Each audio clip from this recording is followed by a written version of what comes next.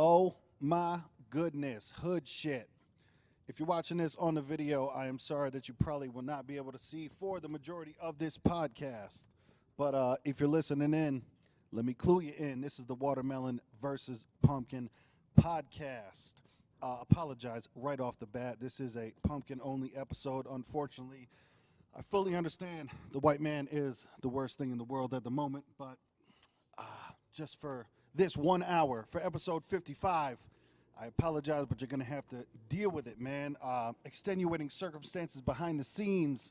Once again, we are not broken up. The crew is still together. The Gourd Wars will avenge. I'm not even sure if that's the proper way to say it, but the Gourd Wars will continue, as always, as they will until the end of time. This week, like I said, extenuating circumstances. The schedules get rough every now and again. I believe this is only my third solo podcast ever, but that's how it goes. If you're watching on the video, you notice some wild shit going on. You might be able to barely see. I'm going to try to turn up the brightness as much as I can, but what had happened right now is that power went out, dog. No power. So me and Young Pastry talked this morning. We figure out, damn, man, not going to be able to do it. And the timeline comes down to that, hey, man, I got to record a solo one to knock it out so we can get it on time and bring it to people Wednesday. As you know, episodes drop every Wednesday. Hit up the hotline, 203-594-6977. And what happens in that conversation is Young Pastry makes a joke. He's like, oh, man, if you want to come with me to work tonight, ha-ha, we're just playing around, not real. Drive around with me and we can record it then.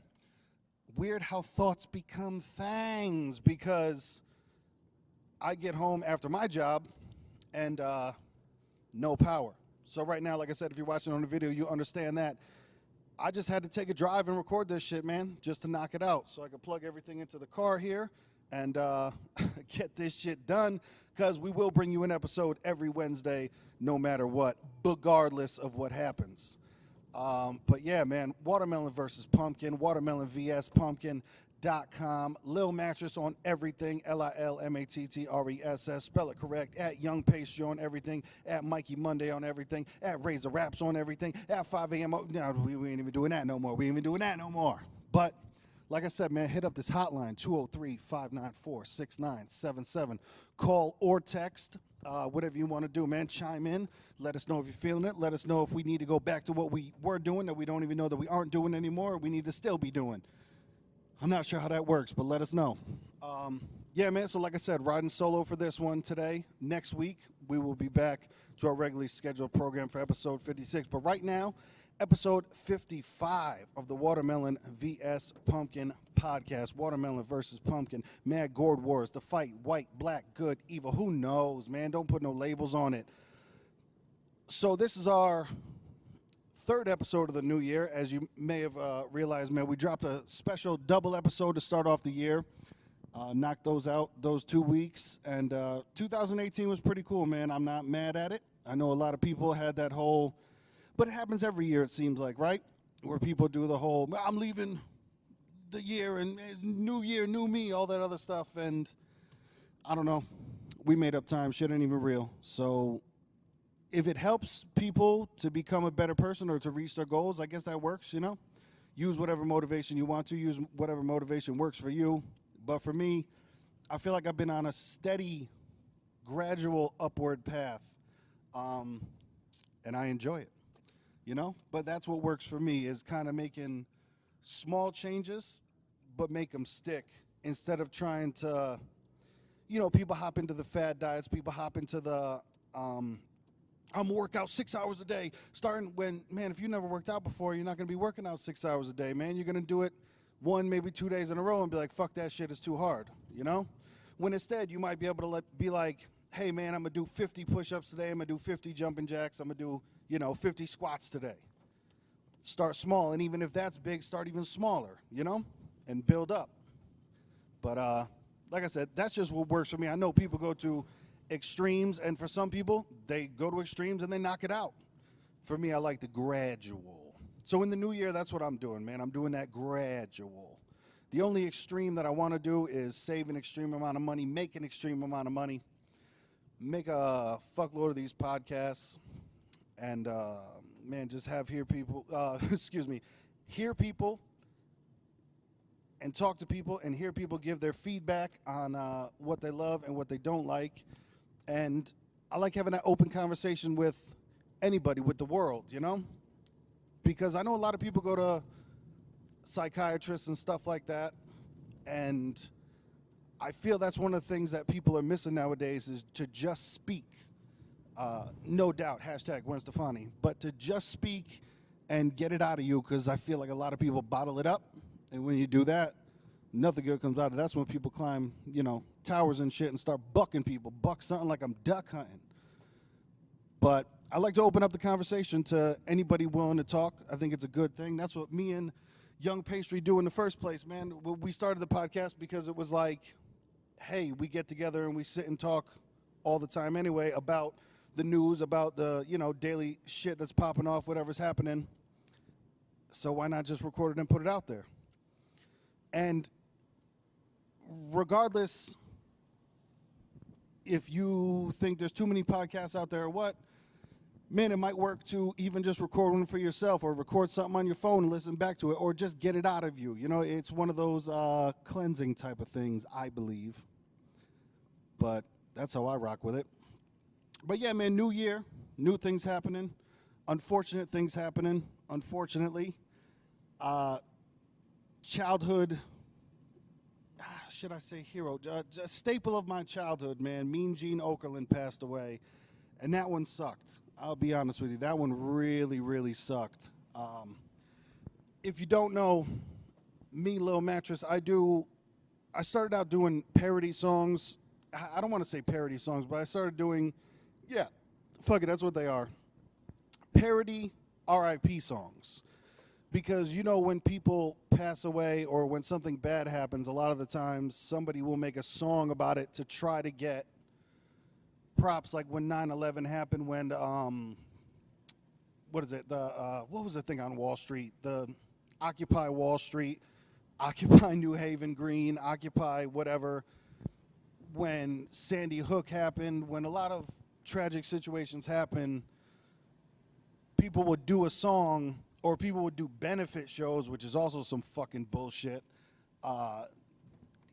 in some really ugly way to just get their name out there. In some, piggyback off other people's pain, which is definitely the name of this episode. People try to piggyback off other people's pain and steal that energy and steal that attention to get the attention put on themselves for nefarious reasons, in my humble opinion. So, for me, hashtag what had happened was, me and my boy IMC were in his apartment in New Haven, Howard Ave, when Paul Walker happened to pass away.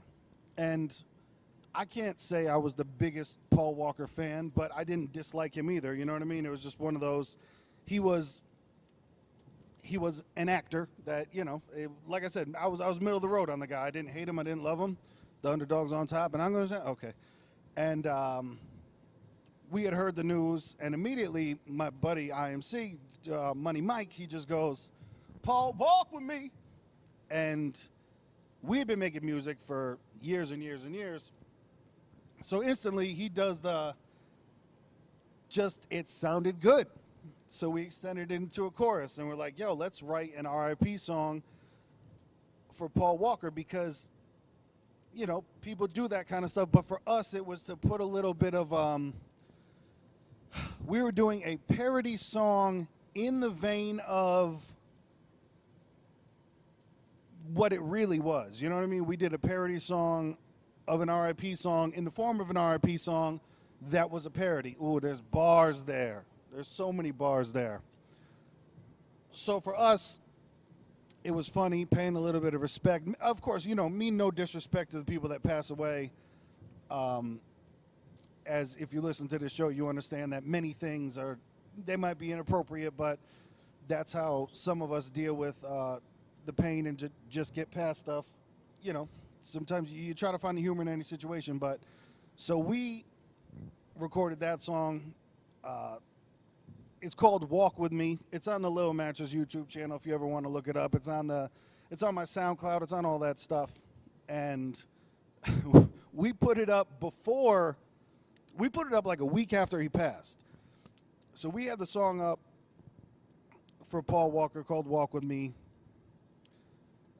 way before Wiz Khalifa and whoever else did. You know, it's been a long time without you, my friend. Whatever Vin Diesel butchered by singing at that award show. But as, of course, you know, it was his friend, it was his man, so he gets a pass with that, of course. But before, you know, they made that song that has, I looked up yesterday, actually, because I had uploaded the Mean Gene song, but I looked up my old Paul Walker song that me and my boy Mike made, and ours had 116,000 plays, and that, I'm sorry that I don't know the song of the Wiz Khalifa one that they made for Paul Walker, but that shit had 3.6 billion plays on it. Like, See You Again, I believe it's called. I believe it's called See You Again. 3.6 billion plays on it. That's with a B on it. And so yeah, there's money in, excuse me, there's money in pain, there's money in loss, there's money in, you know, nostalgia and remembrance of that type of stuff. But once again, that's not what we were doing it for. We just always made music, and the idea was comical to us. And so we started doing them. The R.I.P. songs for anybody who died. And it was just crazy in that year, whenever Paul Walker passed away. I believe it's 3 or 4 years ago, maybe even longer. But that year was ridiculous for celebrities passing away. It was Paul Walker, Shirley Temple, Nelson Mandela, Ultimate Warrior, who else? Philip Seymour Hoffman, and a bunch more. But where it was kind of starting to get scary because we're like, yo, so many people are passing away. And it was probably no more than any other year. It was honestly probably that we just started to notice because we were paying attention to it, because we were making songs about everybody that passed away. But celebrities were going left and right. And so we just started making songs for most of the celebrities that died that year. And we ended up putting out a album digitally on, you know, so it's available everywhere. It's called Dead Celebrities.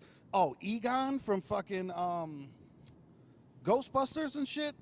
Yeah, I forget his, I'm so sorry that I forget his real name, but fuck, I apologize. I mean, no disrespect, but yeah, the gentleman from Ghostbusters, he passed away. We made that song. But yeah, Dead Celebrities was the name of the CD that we dropped, and then I kind of backed off of it for a while. I did one for Adam West when he passed away. A couple other solo ones, sometimes with Mike, sometimes not. And it's, I hate people that use the word, but it's a cathartic experience, especially for the celebrities that you really liked and they affected your childhood, or they affected your, you know, any time in your life that you remember fondly. But so this one, Mean Gene Okerlund, I would say is the one that affected me the most, because if you listen to the podcast, you understand that I am a wrestling fan. Yes, I understand that it is yes, I understand that the finish is pre-planned. The fake word is interesting because regardless, if I picked you up and I threw you on the ground, I don't care if you, quote, know how to land, and shit's not going to feel good. You know, I respect those people for what they do to their bodies. And it's a male soap opera, and anybody can get, you know, dragged into any good story, which is what it is. But, yeah, 1-2. January 2nd, Mean Gene Okerlund passed away. He had a couple of different times he had his kidneys replaced, and eventually, like, I remember one of his hands, I think it was his right hand, had gotten really big due to it might have been liver or kidney issues, you know, things of that nature as he was getting older. But passed away way too fucking early, man. 76 is, especially in this day and age with medical advancement, 76 is fucking early, man. 76 is really, really fucking early for Mean Gene to pass away. And it's odd because usually the person that interviews wrestlers and the person that holds the mic while they're cutting their promo, while they're, you know, basically talking shit about the other guy, that guy's usually a nobody. And not that they don't contribute, but it's usually could never be as popular as the person that they're interviewing. But Mean Gene, he was just perfect. He knew how to add to any promo. He knew the right things to say, to when to make a joke, when to make a jab. Plus the voice, man. The voice, the smooth-ass butter voice where, I don't know how to describe it to you, but this is going to sound weird, but the proper amount of moisture in his mouth. Like, let me put it to you like this. Like, when I hear the RZA talk, he has too much moisture in his mouth. Mean Gene had that butter voice, man. The shit, it was just pleasing to the ears, you know? So when he told you information, you love to hear it. When he was introducing people, it sounded good, you know? Like, me and Pastry talk about this all the time when we make music, and sometimes it gets in where I hate whispering in music. Like, I hate it for a background vocal. I hate it for a main vocal. And it's not a voluntary thing. It's an involuntary thing that when somebody whispers, like, the hairs on my neck go up in a bad way, and like my spine, like, tingle. It fucks me up. I don't like when people whisper. I don't like nobody playing on my phone. But yeah, excuse me. But Mean Gene just had a voice that was pleasing to the ear. Like, nobody could hear his voice and be like, oh, it's so grating. Like, no, it was just a beautiful voice that, you know, was smooth in your earlobes, man. It traveled in nicely. And that was Mean Gene, man. And he, for as popular as Hulk Hogan was, everybody remembers Hulk Hogan going, well, let me tell you something, Mean Gene. And Ric Flair, when you would go, Mean, woo, by God, Gene. It was something that added to it because it was Mean Gene, and he said the right thing all the time. And man, as far as I know, with the different podcasts and different documentaries and the different, you know, wrestlers that are still alive, and the backstage people that are still alive that had interactions with him, man, nobody ever said a bad word about Mean Gene Okerlund. And that guy will definitely be missed, because even in his latter years, where he wasn't, say, on camera anymore, WWE still had him on the network, narrating shows and hosting different packages put together in different collections of stuff. Man, he just had that voice that was proper. He started off in radio. He actually had a band at one point that I learned looking at Wikipedia when I was doing some extracurricular research for the song that I wrote about him. And, man, he had a band at one point, which I have to look up, because if he had the voice, I want to hear what the singing voice sounded like, because the talking voice was righteous. And he started off in doing radio for a while. I think it was like 8 or 9 years. Then, how they say in the wrestling business is sometimes you never mean to get in the wrestling business, but it just happens. And that's what happened with him, where somebody was out one day, an announcer or something, and they asked him, like, hey, man, can you fill in? Boom, he filled in, and that was it. You know, and that was in the AWA where he started, man, from 1970 to 1984. Shit, 14 years in that. Then when Hulk Hogan made the jump to WWE, Gene kind of, you know, came along with him very, very close after. And, man, just classic, just perfect. And it sucks growing up as you get older. And I have to talk to older people about this. Like, I got to talk to my father and ask him about it. And it's not like a joyous topic, but I'd like to know his take and a different generation's take of when you start growing up and the people that you grew up watching start passing away, it just fucking sucks, you know? And of course, that's life and that's how everything goes, but it's a part about growing up that I never thought about. I never thought about the whole, you know, as you get older, the people that were there forever, you know, and even though it's people that you didn't know, even though it's people that were just on the TV screen or on the radio, but they're still building blocks in your life, they're going to start passing away.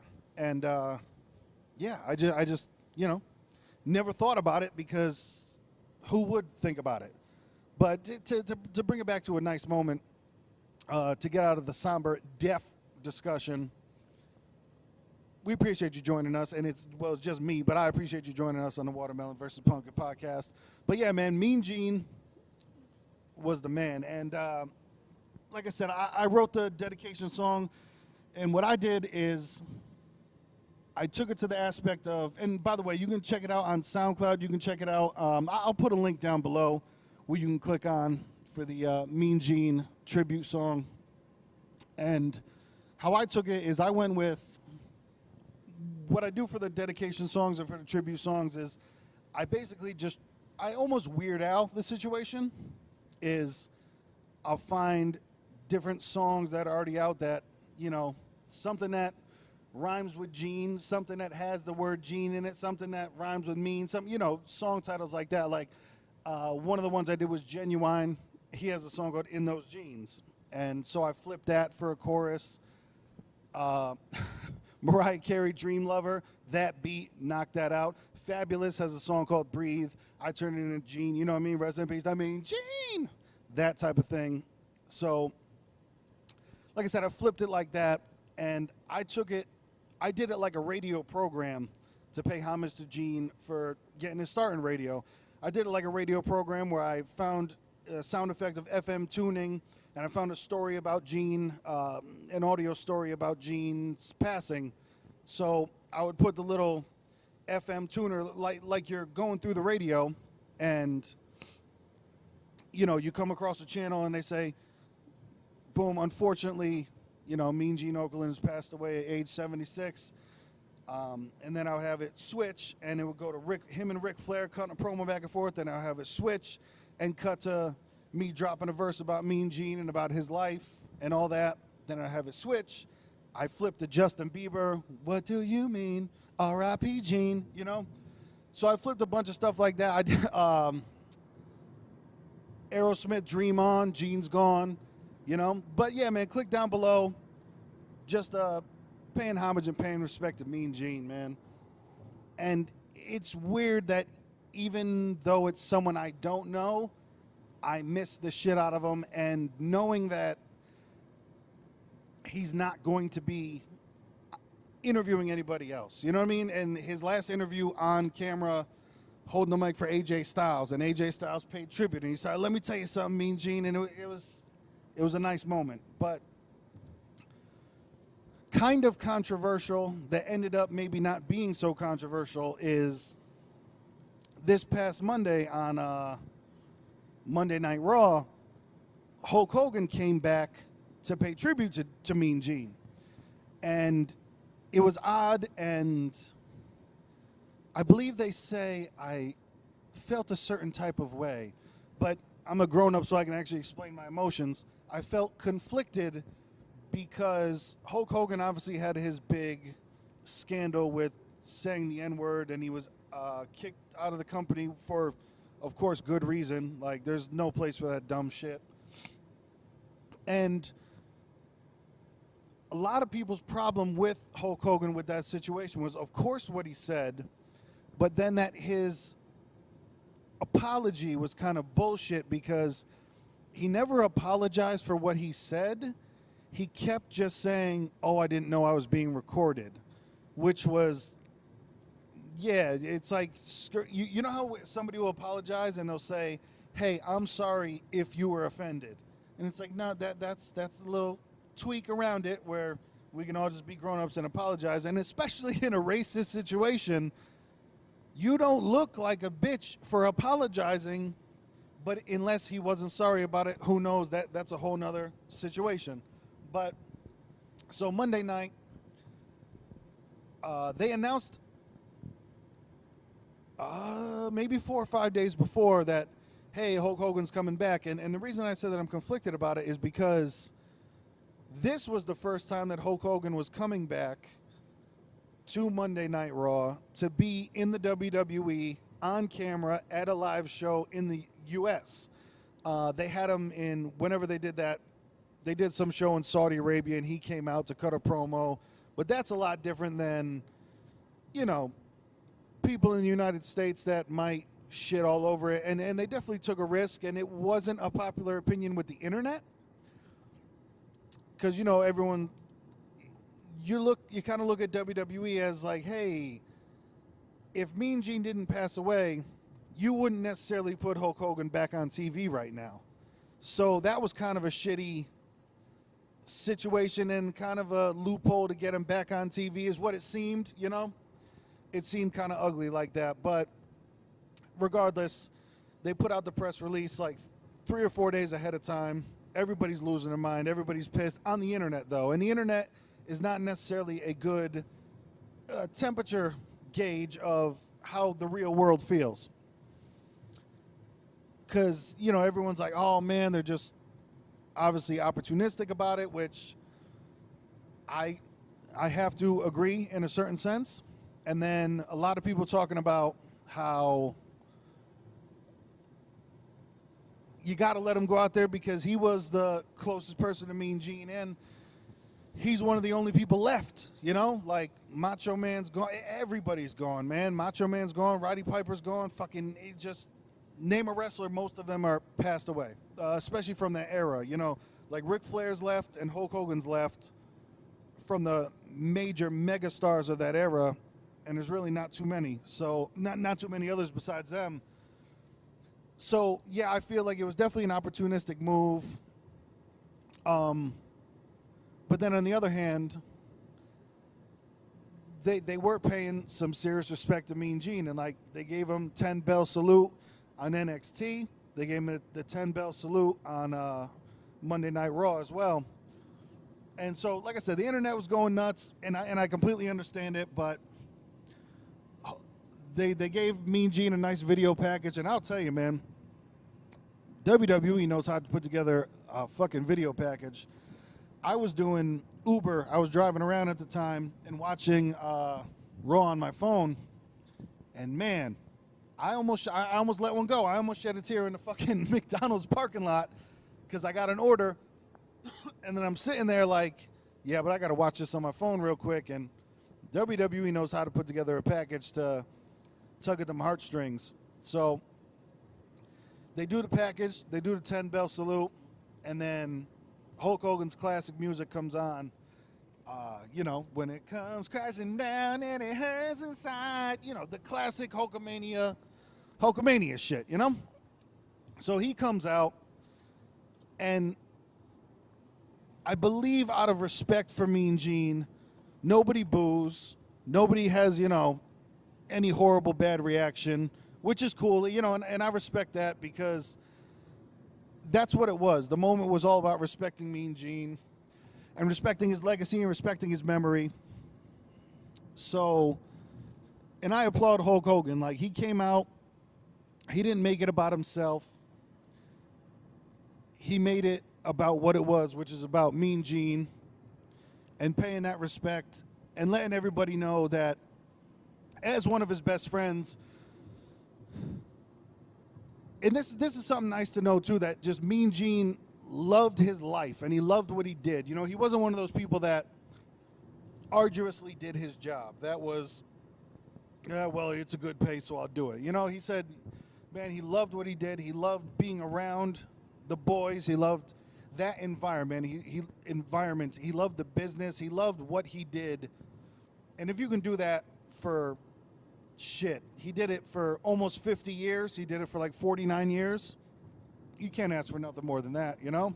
Like, I'm about to be 36, and I've been working for, you know, 17, 18 years of my life, and I can't tell you that I've had a job where I was like, fuck yeah, I can't wait to go do this. So to hear that somebody got to do their job for almost 50 years of their life and love it all the time, that's just a nice thing to hear in general.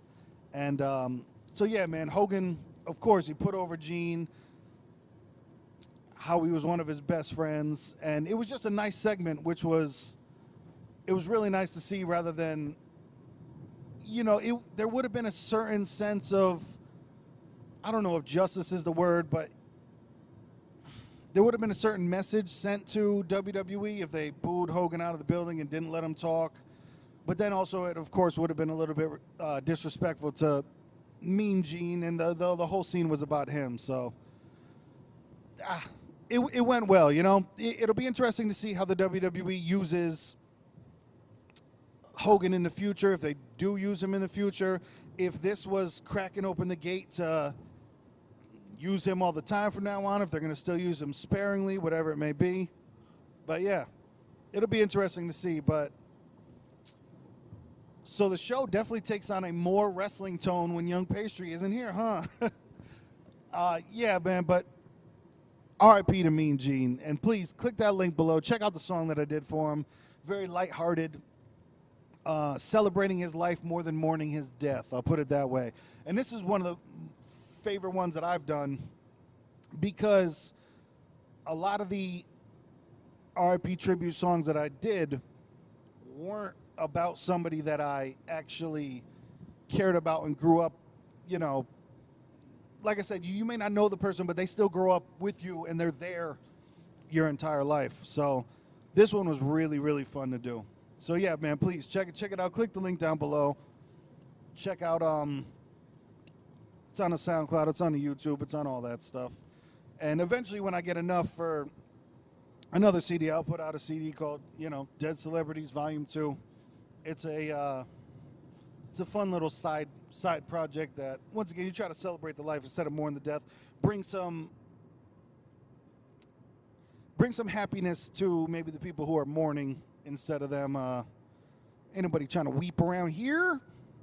But and once again, definitely not trying to steal any power from the situation or steal anybody's energy from the situation. It's more of a lift up thing, and I try to find the humor in every situation, and that's what it's about for me. So once again, man, R.I.P. Mean Gene. This day sucks, and hopefully I live a long life and trying not to be selfish with it, but yeah, man, it's going to suck because there's probably just many more people that I grew up with, watching, listening to, unfortunately, to pass away in the future. But such is life. #bars. So yeah, man, if you got any respects to pay to Mean Gene, anything of that nature, if you want to know why the fuck I'm solo, if you want to know why talking so much about wrestling today, hit up this hotline, man, 203-594-6977. Please hit up watermelonversuspumpkin.com. That's watermelonvspumpkin.com. Like, share, subscribe. We're everybody out there. We're everywhere out there. Anywhere that you got your podcast, we got our podcast. Spotify, iTunes, Spreaker, anything that carries a podcast, we're out there. It's nice, man. Also, they got aggregators out there. So if you just search Watermelon versus Pumpkin podcast on anything, we'll pop up. If you put it in Google, we gonna pop up. We out here, we in here, we doing things and saying stuff. Now, we're gonna move on to some more topics, some more some more current events, some more things that is happening. But real quick to touch on the wrestling thing, I'm going to be at WrestleMania this year with me and a couple of my buddies, and I assume that hopefully they'll pay some respects to Mean Gene there too, because, man, I can't stress enough how integral he was and how amazing he was. But with that said, why is Madonna out here with a fake ass? Come on, man. Tell me why. Madonna, listen, it's your body. If you're an adult, you can do what you want to do with your body. But here's the thing with the whole participation award society that we live in right now, and that nobody can do anything wrong, and you can't criticize anybody for anything, and that if you have an opinion on anything that is anything other than, oh my God, I fucking love it, then you're a litany of things. You know what I mean? That you're an entire list of aphobic, you know? Blankophobic, whatever it may be. But Madonna's out here in her late 60s, early 70s, maybe? I'm sorry if I put too much of an age on her. But man, Madonna's out here with a fake butt right now. And I don't understand it. Madonna's always been into different types of music, and I love Madonna's music, please. Don't get it wrong. I am a huge Madonna fan. I actually have a project that I'm going to be working on, remixing some of, I'm not even going to get into it because it's going to be an EP, but it'll eventually happen. Madonna in the mattress, hashtag, you know what it is.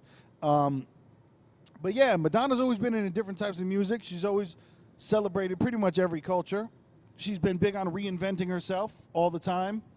But Madonna got some sort of, hopefully, not permanent butt implant, butt pad, butt something. But that shit was rough, I'll tell you that. And she responded to the noticing of it / criticism with it of, you know, I'm in control of my own body. I get to do what I want with my own body, which is perfectly valid, perfectly fair, perfectly correct. But, no pun intended, but, man, that thing looks wild. Like, if you're on Instagram and by chance you follow any of these video vixens / Instagram models type, and I understand it's a pretty common procedure nowadays that a woman might get her butt done and, you know, butt lifts and butt injections and butt implants and all that other stuff. But when you see it done poorly, that's wild. When you see it to where it looks like,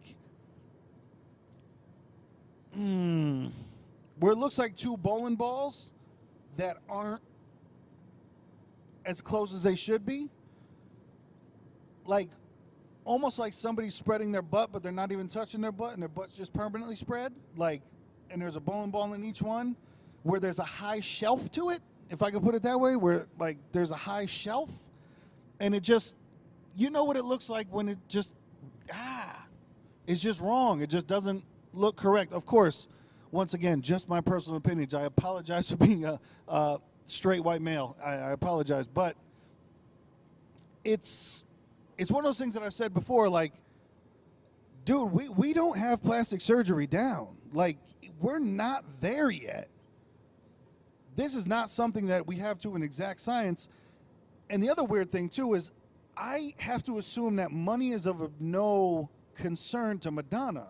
So how she wouldn't have gone to perhaps one of the more reputable butt people, butt surgeons, butt curators, if you will, to get something better put back there than it looks like.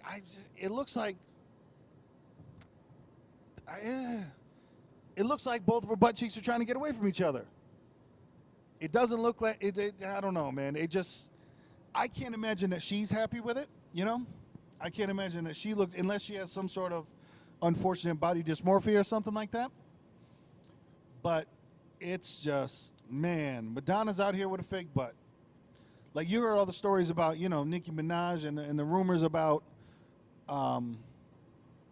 her and different women in the business with the fake butts because, you know, and of course the Kim Kardashian rumor for the longest, to where it just doesn't look right. Like, it's just, you can't be walking on, you know, little sticks for legs and then just have a dumper. But who knows, man? Shit is fucking weird.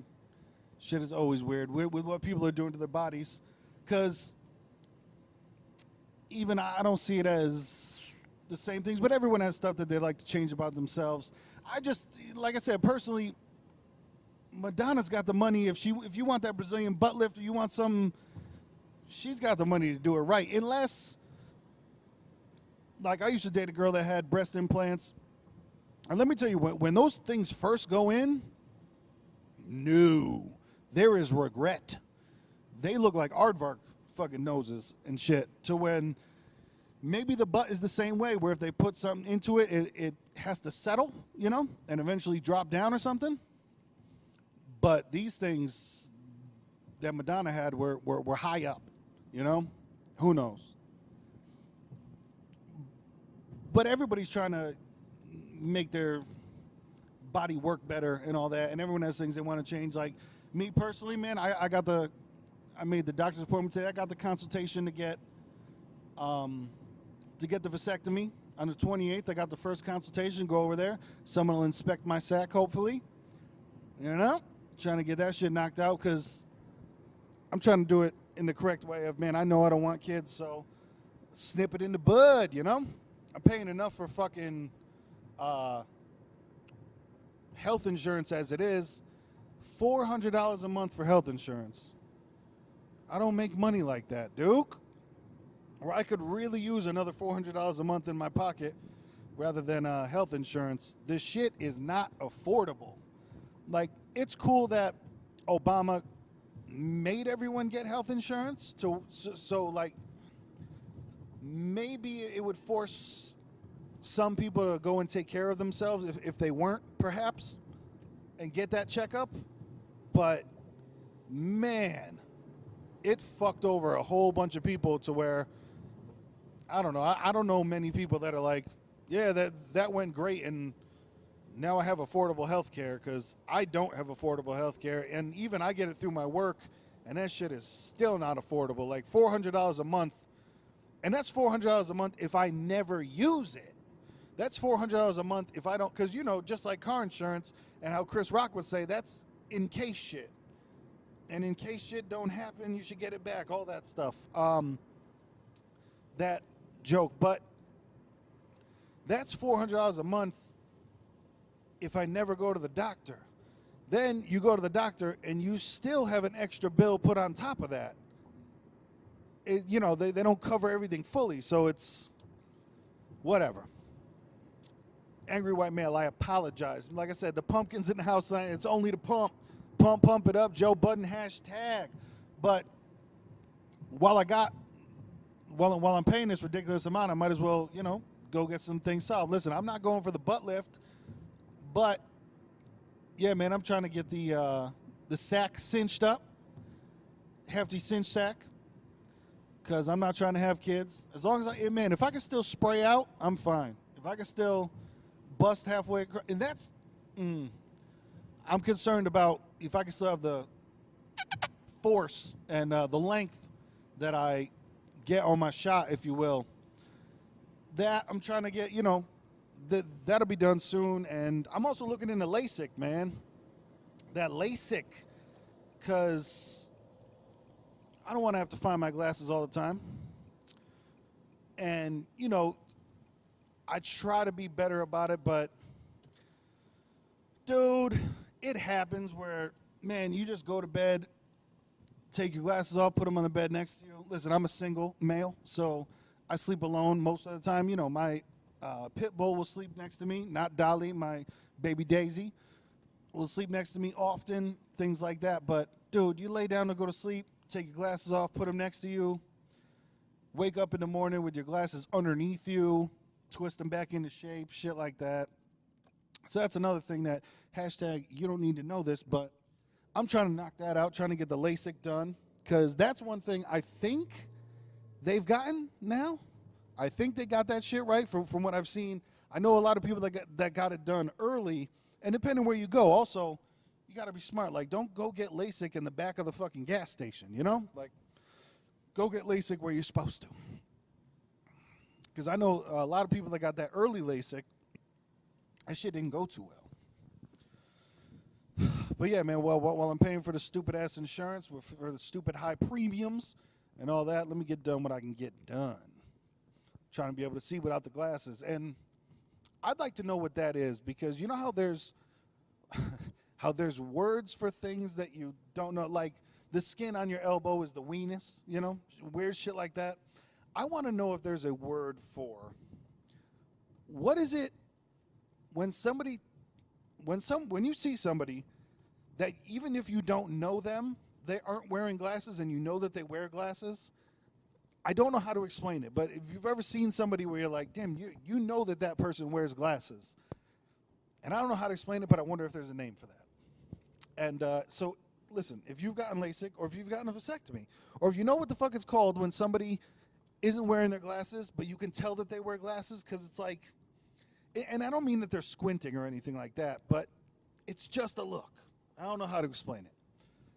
But if anybody knows the name of any of that stuff, or if you've been through any of these situations, man, if you've gotten a vasectomy, if you've gotten LASIK, any of that stuff, man, hit up this hotline and let me know about it. Let me know how it went. 203-594-6977. Call or text. Let me know about your sack adventures. Let me know about your eyelid adventures, man. Let me know if you know what it means when somebody just looks like they should be wearing glasses. Let me know what that shit is called. Because there's got to be some name for it, right?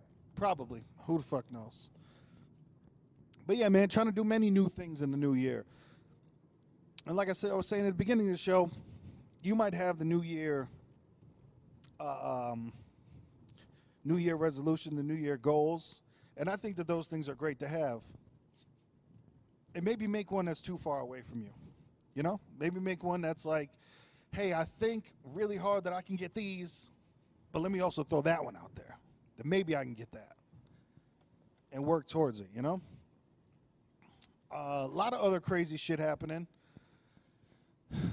That Kevin Hart fiasco still going on, to where he had made jokes to his boys about, see, and that's the thing too. Like I said, I'm a straight white male, so of course I can never come from the opinion and come from the stance of person who is homosexual or bi or trans or anything like that.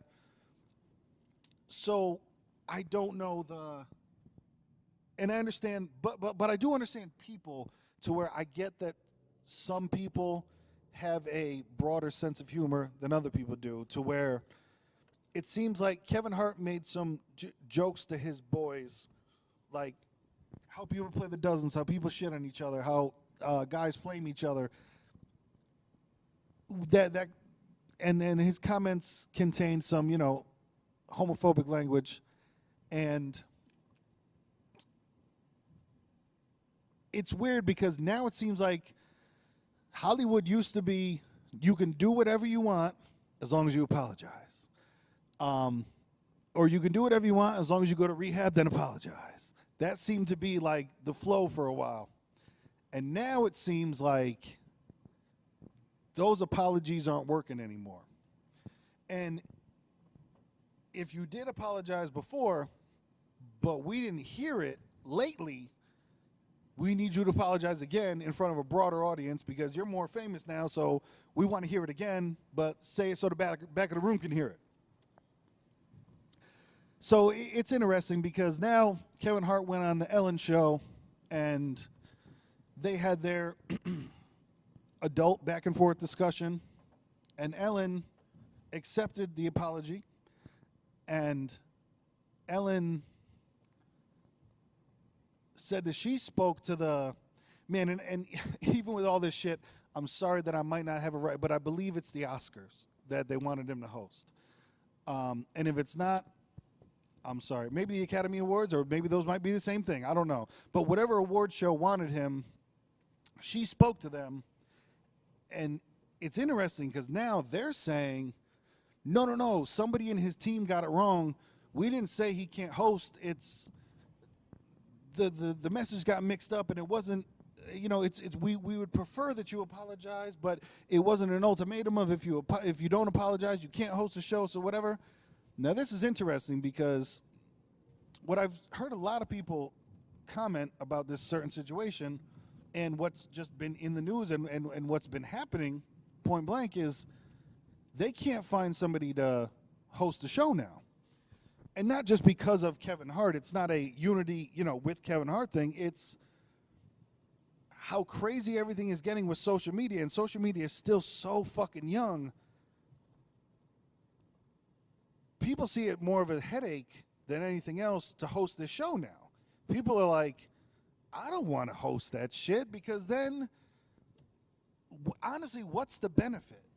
There's really nobody that's hosted an award show that then the next day their career is in a fucking higher level. If anything, it only gets worse because of somebody. Well, they were too hard on this person, too hard on that thing. They didn't do the right thing, whatever it may be. It doesn't seem to be something that brings up anybody's profile. It seems to just kind of fuck people over with. You can either stay the same or you can drop, but not many people where it's like, oh my God, they hosted it and they did a great job and everything's, really doesn't work that way. So I say all that to say, it seems to have come back around to where that door is open to where it's like that Nelly, when Nelly said, I'm just kidding like Jason, unless you're going that, to where now that award show is like, well, if you still wanted to, I mean, the door's open. Listen, if you still want to do it, I'm not saying that you can't do it. I'm just saying, we didn't say that he couldn't do it. We're just, but yeah, if you still want to host, you can. So now it's come back to, they thought this was such a prestigious position, and now it's come back to, yeah, we can't find anybody else to do this shit because, first off, I'm sure nobody of color wants to hop in and be like, yeah, I took Kevin Hart's job to be looked at like that. Because somebody could be looked at as turning their back on Kevin. I don't feel that way. People think like this. Look at it as, turn their back on Kevin Hart and they took the job instead. So a lot of people aren't doing it because of that. A lot of people don't want to hop on that train and just, oh, yeah, cool. Let me be the new person in the spotlight that now they look back on my fucking MySpace to when I was 14 years old and find out that I, said the word bitch, and now you can't say the word bitch because of the Me Too movement, and then this person is, against women, and man, they'll dig something up and they'll find it, whoever it is, because there are those people out there that are, professionally offended. That's a new profession now. You can be out there, being offended for a living. So people aren't trying to be put under that microscope of, and I don't think everyone has a guilty conscience. I think just a lot of it is, it's a lot of bullshit to deal with. And from what I've heard, I'm sure the money would be insane for me, but from what I've heard in the whole from the whole Hollywood discussion is that they don't make that much money. So it's interesting. Like, they don't make that much money to host the show. So it's a tough situation, That award show has to kind of swallow their pride and be like, ooh, our bad. But then from what I've heard, now Kevin Hart is saying like, there's a very slim chance that I'm going to host it. And I think he shouldn't host it because I think he should stick to his guns of, man, if you apologized, cool, you apologized. And if you apologize for the right thing, if you apologize the right way, and from what I do understand that he did end up apologizing again. He's like, listen, I said I'm sorry. Listen, I'm sorry. I understand that because, man, it's not like he was, I don't know. Once again, like I said, I'm not gay, so I can't tell you how mad a gay person should be. But, man, I don't know. It didn't seem like that crazy to me. But once again, like I said, I'm not gay, so I can't give him the pass, Other people got to give him the pass if that's what it is, if that's what's going to be given, if it happens. But yeah, I definitely think he should stick to his guns and not host the show. Like, just, hey man, there was a time you guys said you didn't want me, so you don't want me. Cool. I'm not crawling back. I'm not I feel like if they wanted him, they should have rode with him from the beginning and not come back to like, oh, well, now, we can't find anyone else to host, so do you want to come back? Is everything, we can go with our original offer. And that's rough. If somebody, imagine if a girl was like, no, I'm not feeling you right now because of whatever you had done. I'm going to go find somebody else. And then she can't find somebody else, so she goes and texts you at 2:30 in the morning on some, So do you want to come over? You might, quote, feel a certain type of way. Who knows, man? Shit is weird. Shit is wild. Shit is uncut. Shit is raw. But yeah, in the overall grand scheme of things, I don't even know who the fuck watches award shows anymore. That's weird to me, too, to where I don't watch no award shows. It just, the big news comes up and we get sidetracked by it, so we talk about it. Everything becomes a big story, so you do things and say stuff. Shit is weird. But yeah, man, if you got any comments on it, let us know. 203-594-6977. Love to get some discussion going. If anybody has any promotion that they need, 203-594-6977. Call or text. We're always available. And like I said, I appreciate everybody joining for my one-man rant for episode 55, that Junior Seau. Episode 55 of the Watermelon vs. Pumpkin podcast. That's Watermelon vs. Pumpkin. You can hit me up on all my social media at Lil Mattress, LILMATTRESS, on everything. Watermelon vs. Pumpkin. We on Instagram. We on Facebook. We everywhere, man. That Spotify is popping. If there's anywhere that you can leave a review, please leave a review. If you like, share, subscribe, do what you do. And we'll be back next week, full strength, full pumpkin patch, full watermelon. Gourd Wars will be back. So I appreciate you for joining me.